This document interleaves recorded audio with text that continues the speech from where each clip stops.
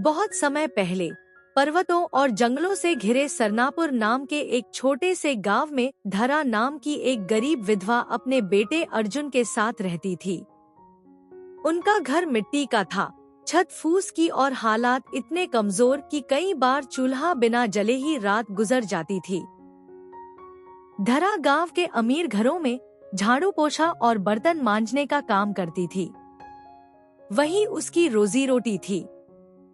उसका बेटा अर्जुन पढ़ने में तेज था, मगर गरीबी ने उसके सपनों पर धूल चढ़ा दी थी।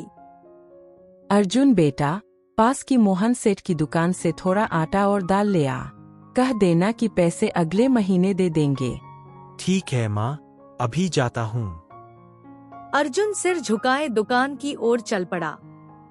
रास्ते में वह सोच रहा था कि हर महीने यही बात क्यों दोहराई जाती है, मगर माँ की मजबूरी वह समझता था।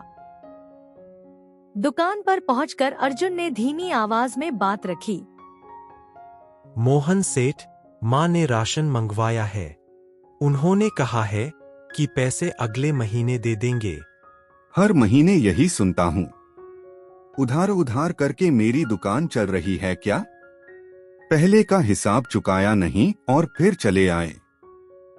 मोहन सेठ की आवाज में तिरस्कार साफ झलक रहा था। आज के बाद उधार बंद। जो देना था दे चुका हूँ। अब जाओ यहाँ से। अर्जुन बिना कुछ बोले वापस मुड़ गया। उसकी आंखें नम थी, मगर उसने आंसुओं को बहने नहीं दिया। रास्ते में वह खुद से बात करता रहा। मैं कितना बेबस हूँ। माँ दिन रात मेहनत करती हैं, फिर भी हम 2 वक्त की रोटी के लिए मोहताज हैं। अब और नहीं, मुझे कुछ करना होगा। इन्हीं विचारों में डूबा अर्जुन गांव के बाहर पीपल के पेड़ के पास पहुंचा। वहां एक तेजस्वी सन्यासी ध्यान में बैठे थे। उनके चेहरे पर अद्भुत शांति थी। सन्यासी ने आंखें खोली और अर्जुन को देखा। बेटा, तुम्हारा मन बहुत भारी लग रहा है। क्या कष्ट है? महाराज, मैं अपनी माँ की गरीबी नहीं देख पा रहा। पढ़ना चाहता हूँ, काम करना चाहता हूँ, पर रास्ता नहीं दिखता।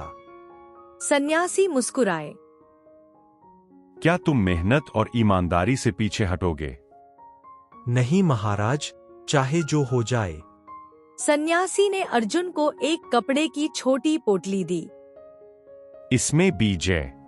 इन्हें नदी किनारे बोना, पर याद रखना, फल तुरंत नहीं मिलेगा। धैर्य रखना। अर्जुन ने आदर से प्रणाम किया और घर लौट आया। बेटा, राशन नहीं मिला। नहीं माँ, पर चिंता मत करो, अब सब ठीक होगा। अगले दिन से अर्जुन रोज नदी किनारे जाकर खेत साफ करता, बीज बोता और मेहनत करता। गांव के लोग हंसते। गरीब का बेटा खेत बोएगा, इससे क्या होगा? मगर अर्जुन रुका नहीं। महीनों बाद खेत में हरियाली लहराने लगी। सब्जियां उगाईं। अर्जुन ने सब्जियां बाजार में बेचना शुरू किया। पहली बार उसके हाथ में मेहनत की कमाई। माँ, आज अपने पैसों से आटा लाया हूँ। धरा की आंखों से खुशी के आंसू बह निकले। भगवान तुम्हें लंबी उम्र दे बेटा। समय के साथ अर्जुन ने और जमीन ली, मेहनत बढ़ाई और एक सफल किसान बन गया। उसी मोहन सेठ की दुकान से उसने पूरा उधार चुकाया। माफ करना बेटा, मुझे तुम पर शक नहीं करना चाहिए था। कोई बात नहीं सेठ जी, वक्त सब सिखा देता है। यह कहानी हमें सिखाती है कि गरीबी हालात होती है, नियति नहीं। जो धैर्य, मेहनत और संस्कारों के साथ आगे बढ़ता है, उसका रास्ता खुद बन जाता है। दोस्तों, आपको यह कहानी अच्छी लगी हो तो प्लीज लाइक और सब्सक्राइब करें। हमें आपके लाइक और सब्सक्राइब से कहानी बनाने की प्रोत्साहन मिलती है।